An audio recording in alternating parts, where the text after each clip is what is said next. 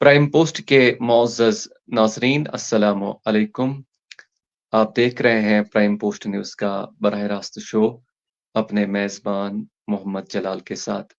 नाज़रीन इकराम, इस वक़्त मेरे साथ जुड़ चुके हैं founder chairman Kashmir welfare centre Hameedullah Hamid साहब। तो सबसे पहले हमीदुल्लाह साहब, आपका खैर मक़दम हमारे इस बराह रास्त शो में। शुक्रिया, अस्सलाम वालेकुम। अ, जानना चाहेंगे आपके लाइफ के हवाले से जो जर्नी है या जो आपका तारुफ है, वो हम जानना चाहेंगे पहले। एक्चुअली मैं यहाँ एक गाँव है तहसील बीरवा में माज़ामा, मैं वहाँ पैदा हुआ हूँ जी, और वहाँ तक मैंने मिडल तक तालीम हासिल की। उसके बाद नारबल में मैंने 9th क्लास वो पास किया। उसके बाद मैं बीरवा यहाँ शिफ्ट हो गए, तो 71 से यहाँ रह रहा हूँ और उसके बाद मैंने सर्विस जॉइन की कंज्यूमर अफेयर्स में। तो 25 साल में उसमें रहा। फिर मैंने 2006 में मैंने वहाँ से 11 साल पहले ही रिटायरमेंट ले ली और अपने आप को कौमी खिदमत के लिए वक़्फ़ किया।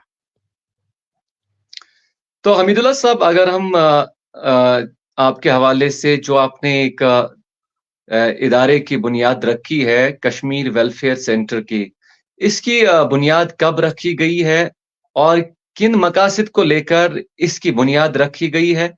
जी। मैं बुनियादी तौर पर बहुत ही अज़ीम सोशल वर्कर मदर टेरेसा और पाकिस्तान के अब्दुल सत्तार ईदी, उन 2 शख्सियत से मैं मुतासिर हुआ और मेरे ज़हन में इनकी जो कारकर्दगी है, उन्होंने मेरे ज़हन को बहुत मुतासिर किया और मैं बचपन से ही इस मेरा जो झुकाव था वो इस खिदमत की तरफ था। और मैं जब ड्रामे वग़ैरह सुनता था तो जिनमें बहुत ही गमगीन स्टोरियाँ होती थी, मैं सचमुच रोता था उनको सुनकर और दूसरों के गम को अपने दिल में फ़ील करना, ये मेरा एक मेरी फ़ितरत में रचा बसा हुआ है। तो फिर मैंने 98 में मैंने आज से 25 साल पहले इस मकसद के लिए एक ऑर्गेनाइज़ेशन बनाई, कश्मीर वेलफेयर सेंटर। तो जिसका इब्तिदा एक बहुत ही नामवर गांधीयन निर्मला देश पांडे, दीदी निर्मला देश पांडे ने किया। तो वहाँ से मैंने अपनी शुरुआत की। मैंने बहुत से ब्लड डोनेशंस कैंप किए, वॉलंटरी ब्लड डोनेशन बहुत ही दूर-दराज इलाकों में मेडिकल कैंप, रिलीफ, अवेयरनेस अपनी सर्विस के साथ-साथ मैं अपनी छुट्टियाँ लेता था और जो मेरे जो ऑफ टाइम होता था, तो उसमें ये काम मैं करता था। उसके बाद मैंने ये ऑर्गेनाइज़ेशन बनाई, अपने इस मिशन को आगे ले जाने के लिए। फिर मैंने 2001 में मैंने ऑर्फन बच्चों के लिए मेरा जो घर था उसी के साथ मेरी एनेक्सी थी। उसी में मैंने उस वक़्त 18 बच्चों को जमा किया जो मिलिटेंसी के विक्टिम थे, तो उनको जमा किया। तो मैंने इसका नाम भी अपना घर ही रखा। तो वहाँ मेरे जो बच्चे थे, मेरी जो मिसेज़ थी, उन्होंने मुझे सपोर्ट किया और उन बच्चों को हमने आला तालीम दिलाई और अल्लाह के फ़ज़्ल-ओ-करम से उनको ये एहसास नहीं था कि हम यतीम बच्चे हैं। और मैंने जो शुरू किया, मेरा उसूल है begin with self, begin today, begin small. और इसी को मद्देनज़र इसी उसूल को मद्देनज़र रखते हुए मैंने अपने घर को वाक़फ़ किया, अपनी एनेक्सी को वाक़फ़ किया।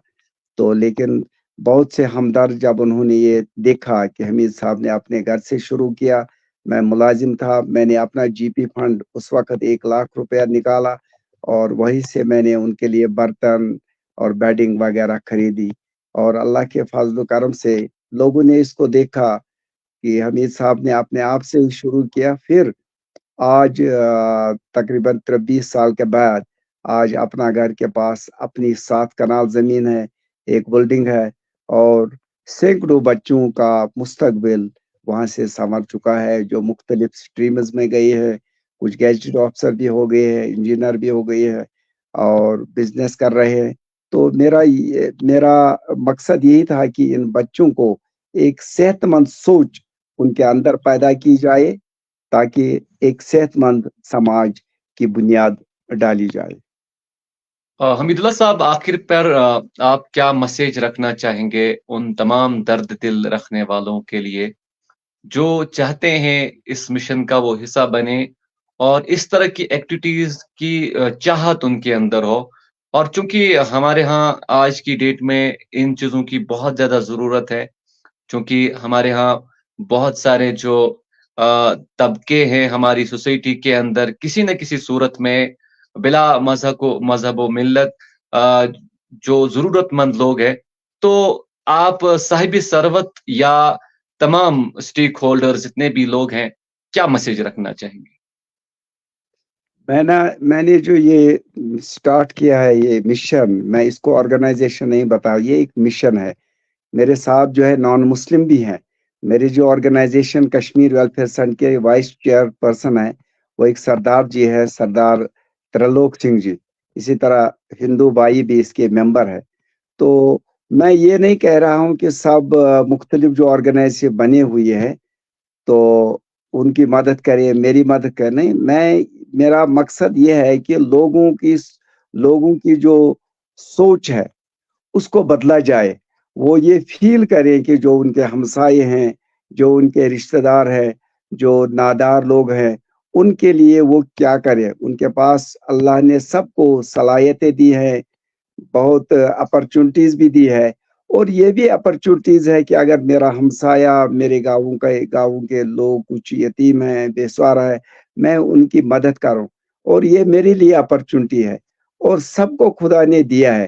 آج ہم اس دنیا میں ہیں، کل نہیں ہوں گے، اور یہی ہمارا سرمایہ ہے.